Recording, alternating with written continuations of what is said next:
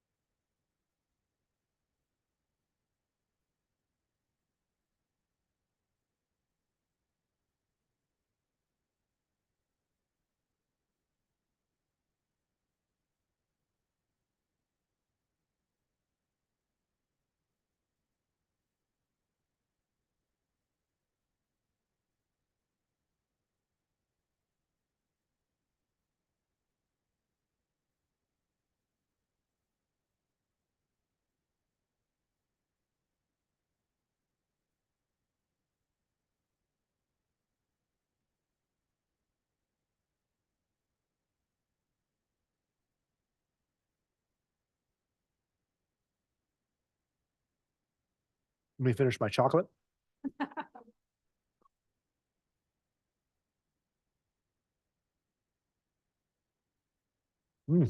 All right. Happy Valentine, everybody. I'd like to call to order this February 14th meeting of the Hermosa Beach School District Board. Do I read out my session from the closed session before we get to the roll call, or do I do the roll call first? Okay. Yes. Okay, I'd like to report out from closed session. The board took action to release 6 temporary teachers. The roll call vote was 5 ayes, 0 nays, with the motion from Doug and the second from Jen. With that, that finishes up our closed session business. We'll now move to the open session, and can we start with a call, with the roll call, please, Donna? Board Member Barrow, Present. Board Member Gardner, Present. Board Member Bove LaMonica, Present. Vice President Clerk Cole, Present. President Cluth, Present. all present. Thank you very much. All right, then now it says the closed session report out. So I think I just did that, didn't I? All right, so I messed that up. Pardon me. All right, now we're going to go to the flag salute.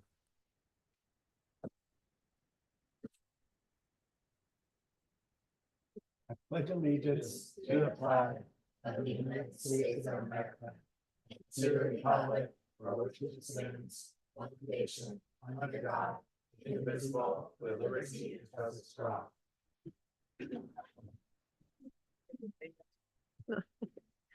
All right, now I need a motion to approve tonight's agenda. So moved. Thank you, Jen. Can I get a second? Thank you, Kathy.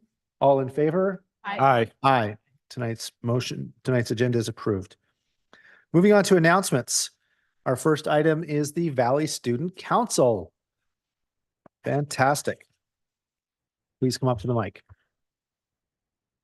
Hi, my name is Ellie Gardner. I am a student representative at the Student Council at Hermosa Valley, and we are here to update you on what's happening at Valley. Last month, the 8th grade students participated in their outdoor science camp at Astro Camp. They returned to school with smiles on their faces and lots of stories to tell about all the things they learned. They had a blast. Today, Valley held their second Spirit Games of the year. It was a fun-filled day for students, staff, and parent volunteers. Students worked together on teams to compete in different events such as tug-of-war, categories, and even Pictionary. Everyone is looking forward to finding out the results of which team is in first place. We will keep you posted. Hi, my name is Alexis Casado, and I am the Student Council's fundraising commissioner at Valley. There are also some exciting things going on in several classrooms around campus. We would like to share some of these activities with you. Hi, my name is Anuhea Boyd, and I'm 8th grade vice president at the Student Council at Valley. In STEAM 6th and 7th classes, students have finished making their stop motion videos and are now working on their personal project videos. Hi, my name is Presley Clancy Simon. I'm a student council representative at Hermosa Valley. In STEAM 8 classes, students have just finished battling the robots and are starting coding with Arduino. And some students are now working on their second wood or acrylic pens in the workshop. In STEAM 7 classes with Miss Bell, students are creating music videos for songs. The videos will be half lip sync and half story. Band students are learning new music. Currently, they are working on the Avengers theme song and Take Me Out to the Ball Game. At the next flag ceremony, the middle school band will be playing with the 5th grade band. We are excited to see them perform. Hi, my name is Sela Sheps, and I'm a representative at Valley. In yearbook/digital photography, students are working on their unique perspectives project, where they take photos of perspectives that you don't see every day. Students have been able to use the lens like fisheye and micro lens, which gives a different outlook of the world. The class also just finished their I Have a Dream photos, which are pictures of their high hopes and dreams. In Art 6-7, students have been learning techniques involving working with clay and are currently making half-face masks. We are excited to see their final projects. And in Miss Rangel's 8th grade ELA classes, students have been paired with 3rd graders and have started creating their 3rd grade stories. And now for some other updates. Winter sports season is here, and our student athletes have had some great games against our South Bay friends. Tomorrow, we will be playing our final game of the winter season. It will be our home game against MBMS. We hope to see you there, cheering on our Dolphins.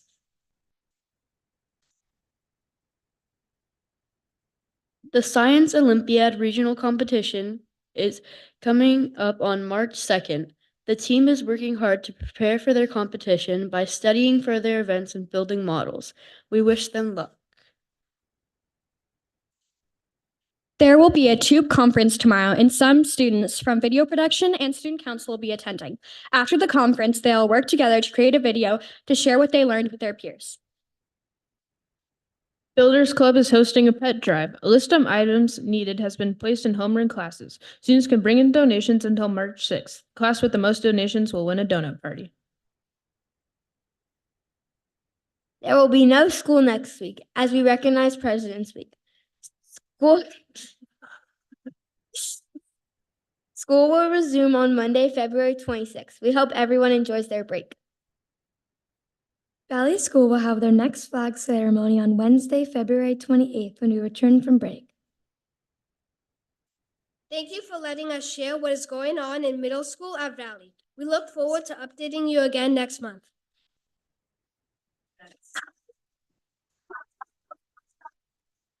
Thanks, everybody. Public speaking intimidates a lot of people, and you guys do a great job. So thank you very much for coming and bringing us news.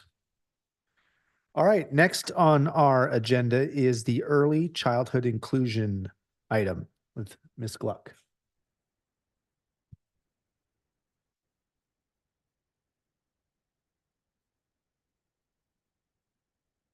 I'm so proud of them. I have them all as elementary students, most of them. I'm here to talk to you tonight about our early intervention at VIEW.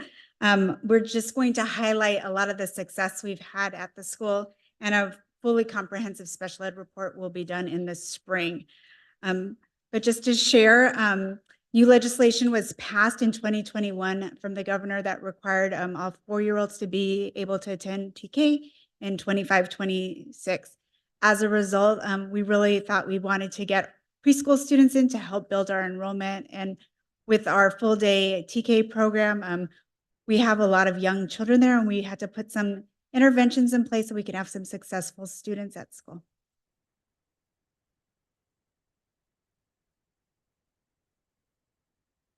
Dinah, can you go next, please? Oh, okay. We were happy to announce our first preschool, and we opened our preschool with 2 teachers, a director. We have an aide in there, and now we have 2 classrooms, so we've expanded. Our special education services are included throughout the day for our students who are on IEPs, and we also have an early childhood special education teacher. You can see in the picture, we do use Frog Street curriculum. That's Fernando. And you can see our teachers, both of them here, Lori as well as Jessica, and our special education teacher, Alana, who does push-in services for our students. We love Frog Street curriculum, and we loved it so much that we brought it to TK. So now you see Franny there. Our program is Frog Street with TK as well as preschool. And in first grade and kindergarten, we do use Common Core standards. Our curriculum is modified or accommodated for our students, and we have a fully inclusive classroom for special education at Hermosa View School. And we also have paraprofessionals in the classroom as well as TK aides. And these are some of our great teachers in the pictures. We believe in push-in services as well as push-out services for special education. We have various individuals who work with students. We have a registered behavior technician, OT, speech, a special education teacher. Beside all the individuals that are working with our students with special needs, we have counselor, we have a wellness room, we do social skills, and we have adaptive PE, and we work with our academics on curriculum, making sure it's inclusive and that we're embedding supports for our students. And you can see our various professionals working with students throughout the day and how happy our students are. Self-regulation has been a big goal for us at Hermosa View. We really looked at this with a lens to see how we can teach students how to be self-regulated. And what we did is we put a lot of supports in place. Professional development was one thing we focused on. We also created sensory corners, which we call our dolphin den, and every classroom has a dolphin den, and the students have been trained on how to use the dolphin dens with a social story. Sensory pathways can be found in the school. We've sent teachers to training, and flexible seating is a common theme that we're looking at embedding in all of our classrooms. So the classroom environment is just as important as the curriculum to provide our students with supports. Fine and gross motor skills are also embedded throughout the day.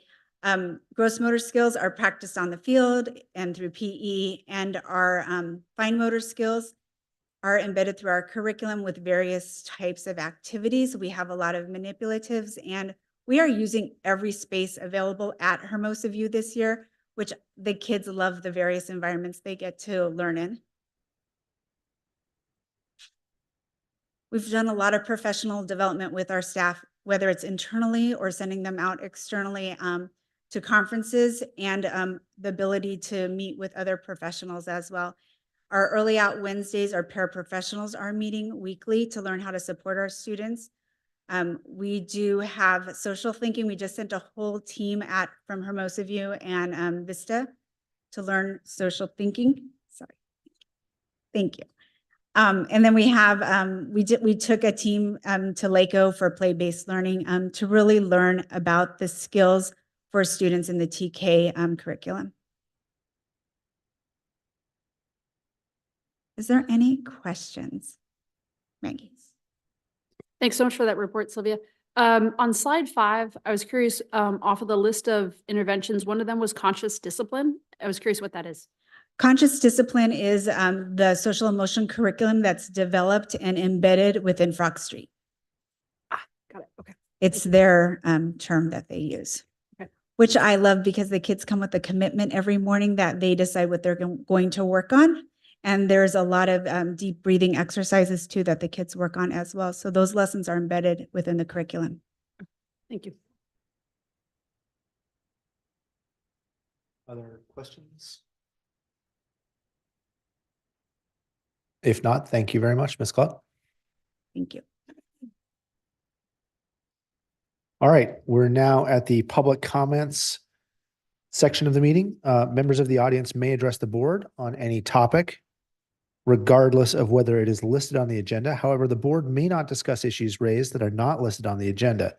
Topics not on the agenda that are brought to the board's attention may be investigated by the administration in a report made to the board, either publicly or privately at a future meeting. Comments from visitors shall not exceed 3 minutes per individual speaker unless waived by a majority of the members of the board.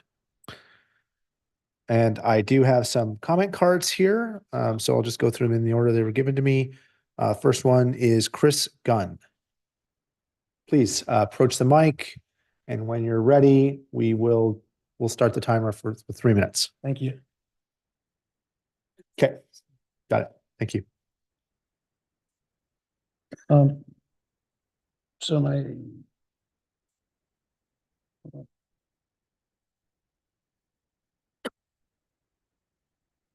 give you my questions.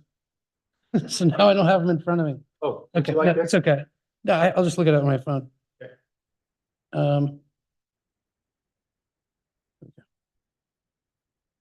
Okay, so here's the way I put it. There's a bully at school who continuously assaults classmates.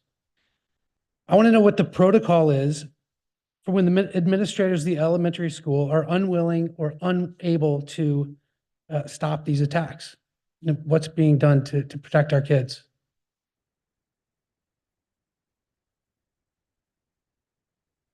Thank you for your comment. As noted in the preamble, we don't actually address, it's not a sort of a back and forth conversation. I'm sorry about that, but the administration will respond to you. Well, okay, then I'm not going to ask questions. I'm just going to tell you what the concern is, and then you're not going to respond with anything? Can't in this board session, no. And tell me why that is? Again, I'm sorry, will you please repeat that? It's protocol. Jason, now maybe you can speak to that better. It's within our board policy. The board doesn't respond to public comment. That's standard practice in public meetings. It doesn't respond to comment. Is that what you said? So anybody who comes in here and makes a comment should not expect for the board to discuss it or to respond to that comment? That is correct. Mr. Gunn, just to read you, and we'll just pause so you can still have your comment, right? So the preamble says, the board may not discuss issues raised that are not listed on the agenda. Topics not on the agenda that are brought to the board's attention may be investigated by the administration and a report made to the board, either publicly or privately, at a future meeting. So it's more runaround, and that's why I'm here. It's more runaround. It's untenable. My kids are coming home hurt every day. Not every day, almost every day. And I'm tired of the runaround. So thank you.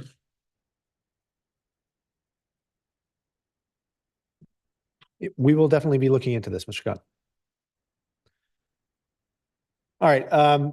If there are no other comments in person, Diana, are there any virtual comments? No virtual comments. Okay, thank you. With that, then we'll close public comment and move on to the superintendent update. Did I get that right? Yes. Yeah. Hi. All right. So, first off, I want to say a big thank you to our winter athletic teams. I got the experience of watching basketball and soccer, boys and girls. I played soccer when I was in middle school, and this soccer looks very dangerous. These kids are very big and very fast, and they kick the ball very hard. So I was super impressed and also a little bit nervous. Just the level of talent on Hermosa is just awesome. So we were competing against my alma mater, Marilest. Fortunately, Marilest had some big kids too. I don't know what they're feeding kids these days, but I'm looking forward. On Thursday, we got basketball again, and I'm looking forward to going to the game, playing Manhattan Beach Middle School. It's definitely going to be a W. All right. Spirit games were today. I just want to give a big shout out to the Hermosa Valley staff. When the Spirit games run, every staff member is participating. Like, that school is going, and I saw a lot of kids having a great time. And so I just really, really impressed, like with what they've built there as a culture. Hearts of Hermosa is on March 23rd. The theme is Casino Royale. It's a James Bond themed. So I'm excited about that. There's going to be some tables. I understand that it's not real gambling, but the next best thing. So buy your ticket today. It went on sale today, right? Yeah. Get a cocktail glass.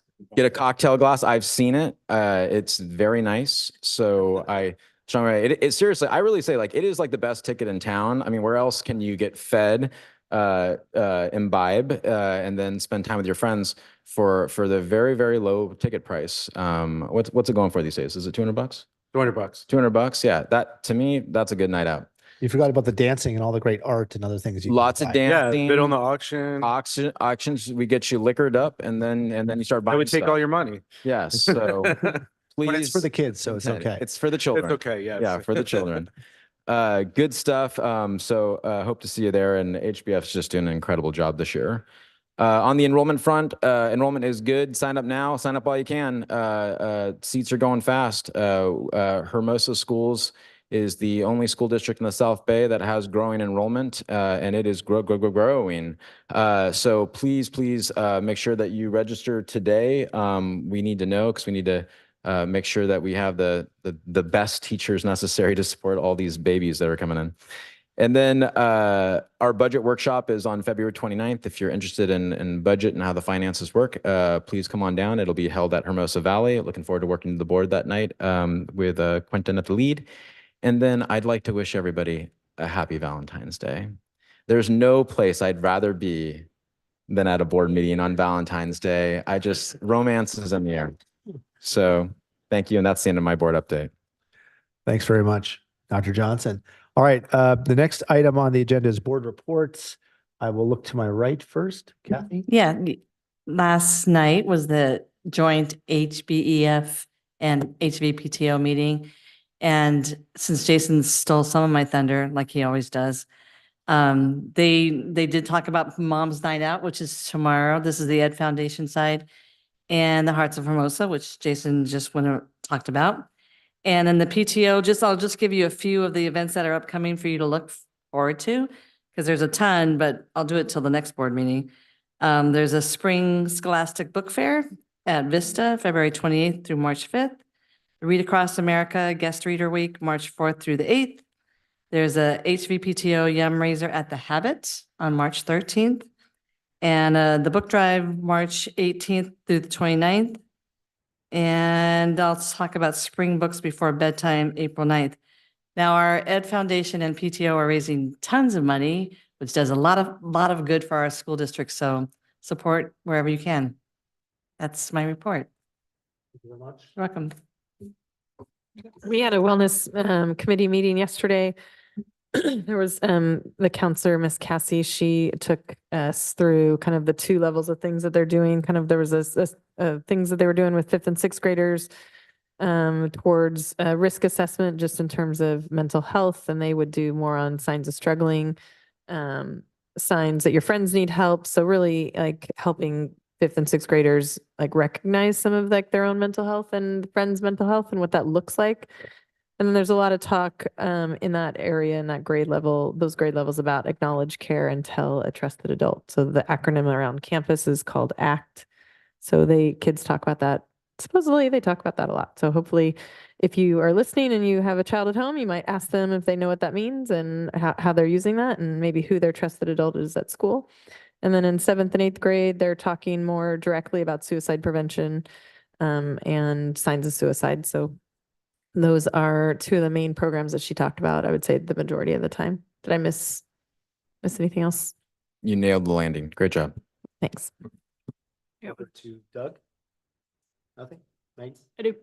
South Bay Coalition Against Hate met last week. I think the big takeaway is that Ben Allen's looking to create a community forum to have a conversation on how the conflict with Gaza and Israel is affecting the South Bay, and how to bring in community involvement to reduce the tension that's affecting students and community members. So more info on that coming up in March. Great. Mhm. Thanks. For myself, I went to a summit on education put on at the Jewish Federation last week. Nice segue, Maggie. Ben Allen was a speaker there. It was a really good session. You know, they covered some history around the Jewish diaspora and how that's come to be, the creation of Israel, history and different forms of anti-Semitism. And for me, you know, one of the takeaways, look, there's a lot of bad things going on in the Middle East. We're probably all aware of that. And a lot of that is, you know, above our pay grade and beyond our purview. And there are no easy answers. There are some things I think though that are black and white, and that in our community, you know, we want to maintain civility. We want to maintain respect. We want to make sure that there's no tolerance for racism, anti-Semitism. And we want to make sure our schools are a safe space for our staff and our students to come and be and express their views respectfully and civilly as well. So it was a really good session, and I was very thankful to be invited and was very impressed by the speakers and the content. I think it was called the Summit on Education. It was at the Jewish Federation in Los Angeles. That's right. Number of really good speakers there. All right. If there are no other board reports, we'll move on to superintendent report and board discussion, starting with R23-2324, the 2022-2023 district financial audit report. Ms. Montalvo. Thank you. At the January 13th board meeting, the prior year audits report was posted to the board agenda in error. The correct 2023 audit report was added to the January board agenda, and the report has also been included on the February's agenda for your review. Do I have any questions?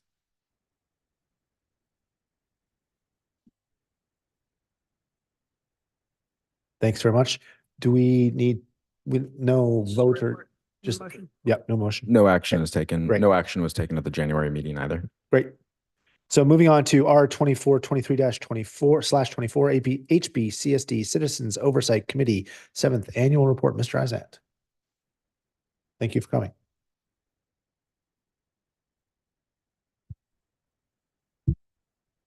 President Kluth, members of the board, superintendent, staff. Is it 7 years? I'm beginning to worry about recycling some of my old jokes. Things such as like we have to stop meeting like this. It also occurs to me that I perhaps have been coming here longer than some of you. Maybe not as frequently, but on a more serious note, our little committee, although it's reported by you, technically reports to the citizens of Hermosa. And it is our privilege and responsibility 4 times a year to sit down with Paula and Nancy and ask them any questions that we so deem. They normally provide us with spreadsheets with line-by-line expenditures of the invoices, what it was for, and the amount.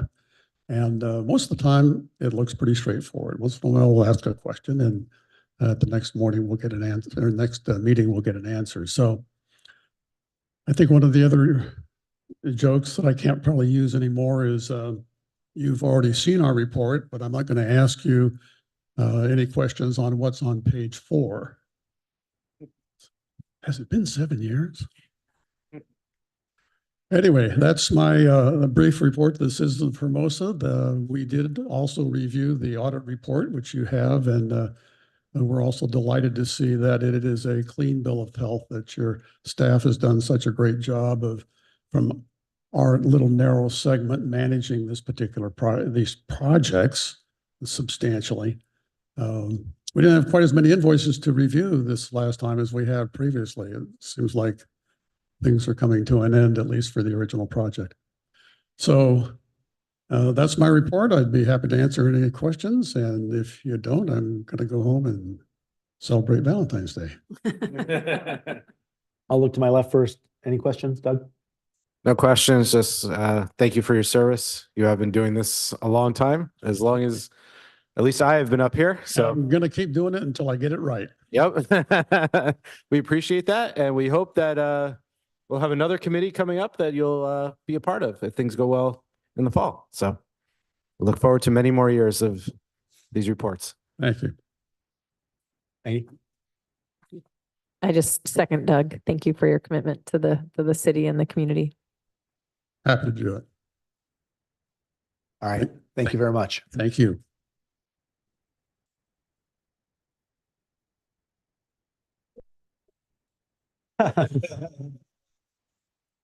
Moving on to item R 2523/24 English Language Learners Program update. Ms. Gluck. I'm going to talk to you today about our English learners, how they're doing academically, what their reclassification rate is, and just overall the types of English learners we have in the district. So as you can see, 13 different languages in a very small district, and approximately 3% of our students are English learners that qualify. Academically, we reclassify our English learners at a very great rate when they're performing academically. And then when we look at our English learners, specifically our reclassified students, we are very comparable to our neighboring districts when it comes to reclassification. And you can see a picture of our students. One thing about our English learner program is that we hold our students to high standards. We want them to achieve the same way as their English speakers. And then also we want them to reclassify as quickly as possible. We're lucky we're in a small district and they get a lot of individual attention. I think that helps. So our English learner program, we do use Imagine Learning as one of our programs for our students. It's a high quality program.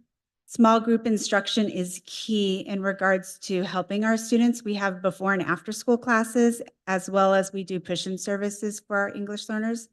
And we do encourage our parents to be involved. We have 3 meetings a year with Ms. Infacino. They're district English learner meetings, and these parents are also welcome to our LCAP meetings. Overall, you can see Hermosa View has our greatest population of English learners with 16 students, a total of 38 students. This is data taken in October. You can also see the number of total students that we've reclassified, 25, and the English fluent proficient students are students who have taken the English learner proficiency test for California and they've tested out. All the languages represented in our district, it's varied, as you can see. I looked at that too and I thought, wow, there's a lot of different languages and from all over the world. Reclassification, we wanted to share with you tonight how we reclassify with our neighboring districts as well as Los Angeles County.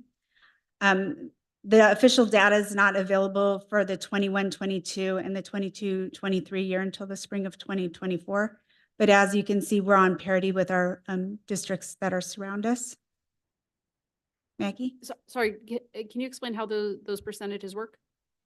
How it works is the students take the LPAC test, the English Learner Proficiency Test, and then they're reassessed at the end of the year with a summative assessment. If they score well developed, we can look at reclassifying them the following year. When we reclassify a student, what we look at is academic grades from the report cards, as well as standardized testing, teacher input, as well as parent input. And then we decide to reclassify them, and that's where we get the percentage. Excuse me. So the 13% is the percentage of students who reclassified from English learner into English proficient? Yes. Okay. Any other questions?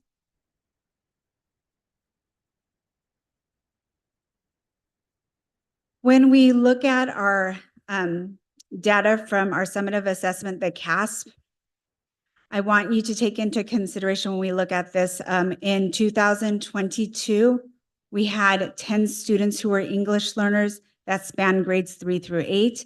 And in 2023, we had a total of 12 students. As you can see from the data, our English proficient students are scoring high with 11% increase, and those are our reclassified students. Our initial fluent students are just a little bit below all students' academic progress. And then our English learner students in the area of language arts, we need to work in that area, focus a little bit more. In the area of math, our English learners are doing better. I believe that's because they're dealing with a lot of numbers as well as language and reading. So you can see the scores here. Our reclassified students, once again, are doing better overall than our all student population, as well as our initial fluent English speakers. Our English learners are still below our all students, but these are students who have emerging language in English. Now we can compare our data from our neighboring districts. I want you to take into account, I did tease out the data to just show 3rd through 8th, so the high school data is not included. Hermosa's reclassified students are still scoring approximately 10% higher than our neighboring districts. And our English learners in the area of language arts are scoring lower than our neighboring districts. As we move to math, our reclassified students who are our proficient students, they're performing comparable with our neighboring districts. And our English learners are also comparable in the area of math.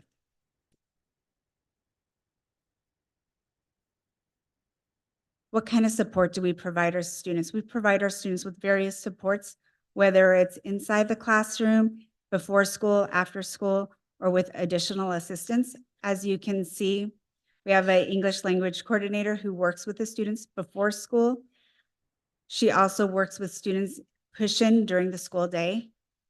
Students also can be invited to intervention classes before or after school, and they also can be invited to English development intervention. This year, we are piloting air tutors to work with our English learners. That's something new. iReady Path, we do have, and we can use that in the Spanish language, but as you saw earlier, we have varied languages for our students.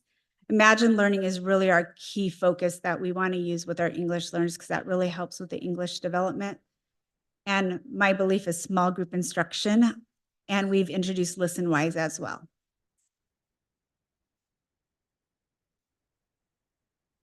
Are there any questions about our English learners program? Thanks, Ms. Gluck. I'm going to start on my left. Doug, any questions? Maggie? I do. Go Okay. for it. Thanks so much again, Sylvia. So looking at the EL and then the IFEP and the RFEP percentages. Can I ask you what slide you're looking at? I'm probably looking at 5 and then 7. Let me go back. Because we have 38 English learners and then we have another close to 80 initial fluent and English proficient. And so when we think about those two other categories that are non-EL, I know we broke them out in the CASP, but is there any other places that they get broken out when we look at their proficiency? We look at their proficiency when we do this report, as well as when we could pull it through CASP data too. Those are the two areas we can pull it. We can pull just general EL data from iReady if we need to, as an additional resource. So when we're thinking at large on EL resources that we put into the classroom, are we looking at those 3 categories altogether, the ELs in addition to IFEP and? We're really looking at those 38 Just students those 38. to provide them with the resources they need and the supports they need for early intervention so we can build up their language skills. And so are there other resources when we look at the ELs, do those other resources then that we have on slide 11, do those get pushed into the other categories of growing proficiency and fluency? Can we go back to slide 11? Sorry, there's that list of. Okay, so on slide 11. So these services are available for our English learner students that targeted 38. But some of additional services like the iReady and small group instruction and ListenWise is available as a tier 1 support and a tier 2 support for other students within the school district. Okay. Does that answer your question, Maggie? It does. Thank you. I'm good. Any questions? Yeah, hi. Thank you for this. It's helpful to see it broken out, especially just knowing the numbers. Because I know we talk about English language learners a lot in some of our other meetings. So just to really understand who our population is and that it's not just, I mean, I think a lot of times the audience thinks it's just Spanish is like and we actually have quite a few different languages. So that was a real eye opener for me. Can you tell us what, do we know, or do we have good contacts in the other neighboring districts that may have some similar populations that they're working with, that what they're doing that is working or that we are considering like looking at? We can follow up with other districts and collaborate with them in regards to the EL supports that they're providing. Just curious, and just so we, if like something they're doing is working, maybe we can either do what they're doing or, add it to our list of supports that we're doing. I don't know, I can follow up with that. Just might be curious. And then my other question is, what is ListenWise again? It's an audio where you actually listen and it builds listening comprehension. If you're listening to a story. Great. Is it a program called ListenWise? It's called ListenWise. Okay, thanks.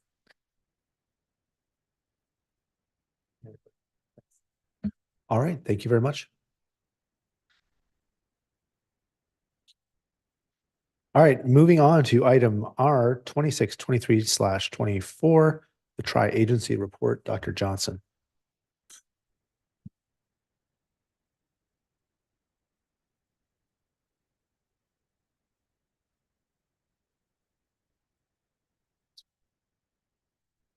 Team, there's still a lot of time left before my announce time, so I'm gonna pace this thing. Good evening, board. am always pleased to present about our tri-agency partnership with Beach Cities Health District and the city of Hermosa Beach. They really are fantastic partners, and we get so much from each other. And I genuinely mean that. Like it has been such a collaborative effort, from COVID to school safety training, I mean, to what we've done for drug prevention. It really is a collective effort. So proud to share from our meeting that we had last week. The structure of it is that the board presidents or the mayor and the city executive, whether that be the city manager or the superintendent, or in the case of Tom Backley, the director of Beach Cities Health District, we come together as a group in order to collaborate and share where we've had successes, as well as to share opportunities and further collaboration. We've been using this format for the last 4 years to a lot of success and a lot of great initiatives, which we'll share a little bit about tonight. So this year, we really tried to approach with the tri-agency partnership, aligning our opportunities of collaboration with our goals. So in the area of community partnership, there you see some of the collaborative successes that we've had so far. One that I really want to highlight is just recently, the city has been doing Parks and Recs master planning. And so Parks and Recs, Lisa Nichols and Barbara Ellman came to our Superintendent Advisory Council at Hermosa Valley, and we had done a preparation in order to give them good ideas. And we had about an hour-long meeting of them, kids just feeding great ideas for parks. They were very receptive, and it's great to see the city trying to actively solicit students in order to get that feedback.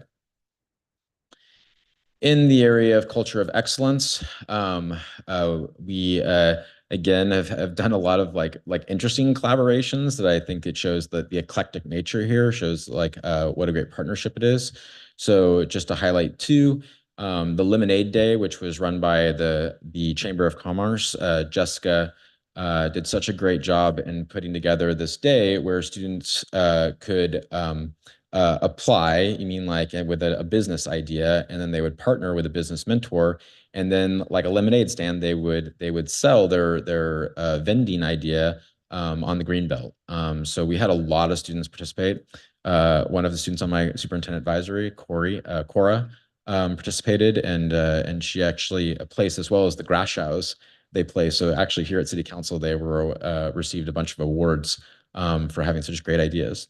And then just a big shout out also to the city that we had our first cross country meet in Hermosa, which was awesome, and super success. And shout out to Nat Hazard and Danica Brown. And then finally, in the area of equity and inclusion, bless you. A lot of great collaboration. So something I want to highlight is the Student Green Team. So again, a city collaboration where we are working on doing composting across all school sites. And so they collaborated with our Student Green Team, leading with Hermosa Vista. That is up and running. So if you come to Vista, you'll see the Green Team at work with our compost bins. And then I just want to give just a shout out. We've highlighted them a lot, but Beach Cities Health District and Alcove, the Youth Wellness Center, we've modeled our wellness centers off of theirs, and they even came out. We used the same furniture companies. We used the same strategic planning, and just a big shout out to them for being such a great asset and helping us to bring that to life on our own campuses. So in the area of the city of Hermosa Beach, there you see this is some of the collaborative successes that they highlighted. And one that we all agreed has been a major success, and we were actually just meeting with the city today, is the e-bike campaign, and particularly the Slow Down Hermosa yard sign. Just some great community messaging there, and we had PD that was going around and putting up the yard signs, and then PD is always coming out to our bike rodeo events, and vice versa. We were actually talking today about how PD has and residents have remarked on a noticeable decline in seeing youth in our community not following the rules, or in this case, following bicycle safety rules. So it was really nice to kind of hear that our efforts together are making a difference. And then in the area of opportunities, there you see a long list. I'll highlight just the one that we found interesting is for emergency preparedness. So the city received a grant and they're doing education across the city at all levels, from senior citizens to businesses, as well as youth, and making sure that the city is prepared and that people are individually prepared in the event of an emergency. So one of the things that we're working on is possibly having a collaborative assembly where teaching kids about how to prepare like a go ready backpack.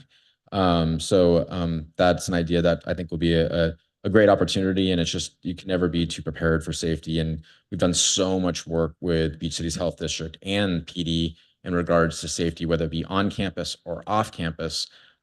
Just really, really appreciate these continued efforts. And then on to Beach Cities Health District, have to highlight the fentanyl farms. Still the first and only of its kind in the South Bay. I credit Beach Cities Health District and Sylvia. Sylvia went to a Beach Cities Health District education event about fentanyl, and she called me and she said, "Oh my God, Jason, we got to do something like now to get the word out about this very, very scary drug." And honestly, my response was like, "Well, yeah, drugs are bad and scary. We got to do something, of course." And she's like, "No, really, you have to go to this." So she had me go to this Beach Cities Health District education event. And then, then I was on the phone with Paula saying, "Paula, we have to do something right away. Money is not a barrier." And so we worked together with Jessica Bledsoe and with Beach Cities Health District. And we showed Dead on Arrival, a really powerful film, and had an educational forum last year. We did it again this year. And then that night we had this forum for parents and for students. It's very powerful. I know some of our board attended, and we're just really proud of those efforts. And I truly feel that we're saving lives by doing this. And for anyone that's watching, please educate yourself about fentanyl. Then, we're always looking to collaborate in the area of social media. We've worked a lot with adjacent organizations to Beach Cities Health District, such as South Bay Families Connected Group. Kim DiGilio is a counselor that we worked with on social media counseling.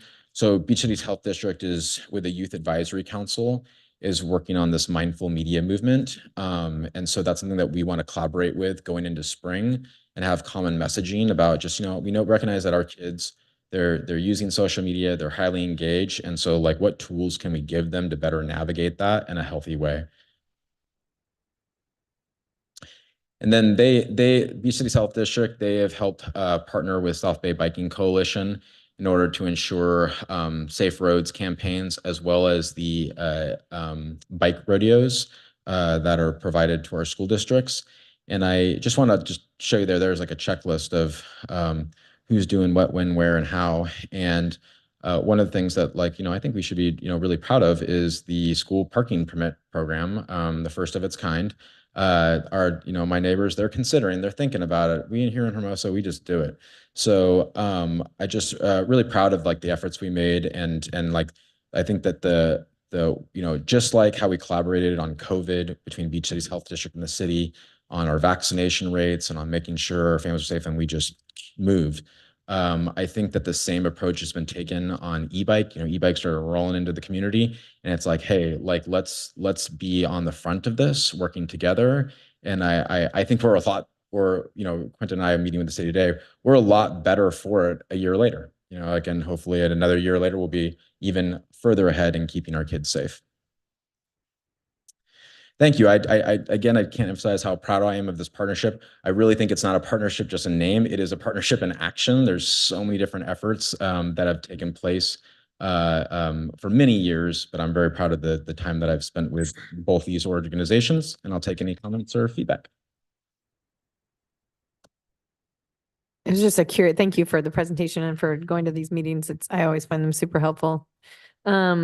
I just had a quick question about data for bike safety. And does the Hermosa Beach Police Department collect data on tickets given out? And would we be able to see, or just warnings they've been given, and then a decrease, or, do we have a goal, or is it just promotion of communication to safety? So they do collect data on traffic violations, and there, as I understand, actually this week, there's consideration about making some changes and enforcement in Hermosa Beach.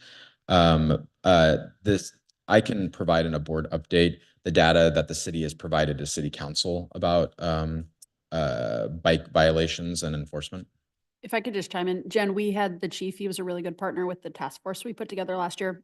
And by law, they don't have to collect it. So he went through and he scrubbed his data. Like he just assigned an officer to like go in and actually look at every single ticket, but they don't have to. And so there is no system to record it. So it's incredible manpower or people power for them to like go in and actually find the data. There's no Right. easy way to pull it, but he's done it and has been a great partner to do so. Yeah, no, I was just Yeah. curious whether, it's like the signs are up and all that, but I'm not sure if we're seeing, people are talking about it. I think they look great and I think they're a good community message. I just didn't know if there's data okay. Yeah, and I also think if I don't want to speak for Paul, Chief LeBaron, but I do think that it is something that's very hard to track. You mean like because enforcement is what do you define as enforcement? Giving someone a warning, giving someone a ticket. You mean like vigilance, and that's been a difficulty that they've expressed about enforcement. One thing that has come up is that bike safety is seasonal. That right now it's been really cold, it's been rainy, and that they do see a decline during that period, and they see an uptick in the warmer seasons. So I think that they're looking at that in preparation of like, hey, how have our efforts impacted? And like the next 4 or 5 months are really going to be a good test of that.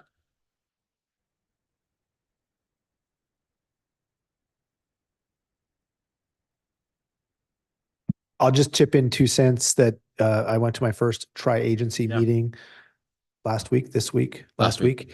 And just really impressed with the level of collaboration and just, I felt like a sort of palpable warmth between the groups, and I kudos to you for helping forge that. I think it's fantastic. I think, we're a really small community, and I think that our schools are a really important pillar in the community, and it's great to see kind of the leading institutions in our community all kind of working together. So kudos to you for that.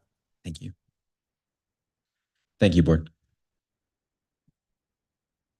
All right. Now we have the consent items on our agenda. So can I have a motion for the approving of the consent items? Motion made. Thank you, Doug. Second. Thank you, Jen. All in favor? Aye. Aye. Motion passes. Okay. Moving from consent to personnel. P-2423/24, certificated employment transactions. Dr. That's Johnson. part of consent. Oh, I'm sorry. Geez. Louise. There you go. Board action, pardon me. Board action, item A, superintendent, item S, 242324, 2223 school accountability report cards for Hermosa View, Vista, and Valley Schools. Ms. Gluck. It is recommended that the Board of Education approve the 22-23 school accountability report cards. They're published in 23-24 school year for Hermosa View, Hermosa Vista, and Hermosa Valley School. Any questions from my board colleagues? All right. No, seeing no questions. Can I have a motion? Thank you, Doug. So moved. Second. Thank you, Kathy, for the second. All in favor? Aye. Aye. All right. Motion passes. Thank you. All right. Moving on to business B-97-2324. Pardon me. Contract, bond, and disclosure counsel services with Stradling, Yoka, Carlson, and Routh LLP. Dr. Johnson. Approval is recommended for a contract with Stradling, Yoka, Carlson, and Roth LLP. They've done our bond legal counseling services for many years during Measure S. They've done a great job. We think it's important to have these legal parameters in place as we look to the future, and approval is recommended. Any questions? My only question, Dr. Johnson, the personnel at this firm, are we working with the same personnel we've worked at within the past? Yes. Great. Okay. Seeing no questions, I have a motion. So moved. Thank you, Jen. Second. Thank you, Doug, for the second. All in favor? Aye. Aye. Great. Motion passes. Okay.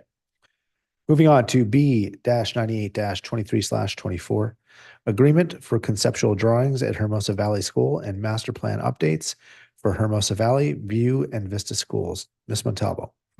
Thank you. Approval is recommended for the agreement with Studio W Architects for conceptual drawings for Valley and to update the existing master plan for Valley View and Vista. Any questions? Seeing none, I will ask for a motion. Moved. Thank you. Second. Thank you, Doug. All in favor? Aye. Aye, great. All right. Moving right along, letter of agreement with Site Logic, item B -99-23/24. Dr. Johnson. Approval is recommended for signature, signing an agreement with Site Logic. They're a solar and energy efficiency company. Been working with them on a consult basis for the last year and a half. And they would like to develop plans in order to ensure that we're grandfathered in on the changing legislation, specifically NIM, to make sure that we're eligible for savings from solar and energy efficiency efforts in the future years. Legislation in California is changing about solar, and yet they've allowed opportunities for institutions such as ourselves, to continue on with some of the existing savings, so long as the appropriate paperwork is filed and there's plans that are developed. So the deadline is coming up, and we feel like it's important for Hermosa Beach to be in on those plans so that we can benefit from those cost savings. Thank you, Dr. Johnson. Any questions from my colleagues? None?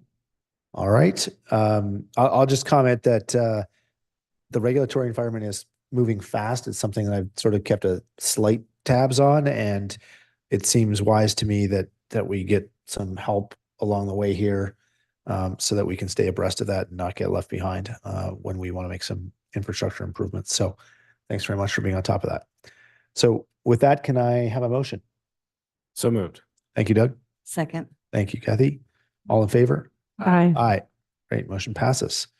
All right. Last item of business, board member roundtable. I open the floor. Buy your Hearts of Hermosa tickets. I'll repeat it again. Get your cocktail glasses today. We'll see you there, March 23rd. Just to update for the board, I had a chance to meet with a community member and start talking about any potential for the board to do an investment with a facilities improvement for the November 2024 election. And so I'm happy to provide feedback of what that looks like. I'm curious if the rest of the board has had a chance to start going through their list yet off of different folks to talk to. And I would just recommend providing feedback to Dr. Johnson on any takeaways from how conversations could go in terms of lessons learned, any questions that are coming up from those conversations, so we could all benefit from being able to develop the FAQ in order to educate the public on the needs of the district. Yes, and we'll have an opportunity to follow up at the budget workshop. We've allowed some time and space as well too for dialogue for the board to discuss. But I echo, well, your question. I'll flip it and make a request for any of my board colleagues that have not yet consulted their list and reached out to at least some of those contacts. Please do. When we meet for our board workshop in 2 weeks, would love to kind of hear any kind of substantive feedback that you're getting, and there is actually an explicit item on the agenda for us to share amongst each other what we're hearing back, common threads. What I found, just so you guys know, in my conversations so far with various community leaders, different things resonate with different people. And it's quite interesting actually, as you go through the process to find out, who's really excited about certain things, who's really worried about certain things. And I think it'll be really helpful and really important for us to do that community listening and bring that together in that workshop and in future meetings, so that we're bringing all that together and bringing those voices of the community together. So please do follow up on that and reach out.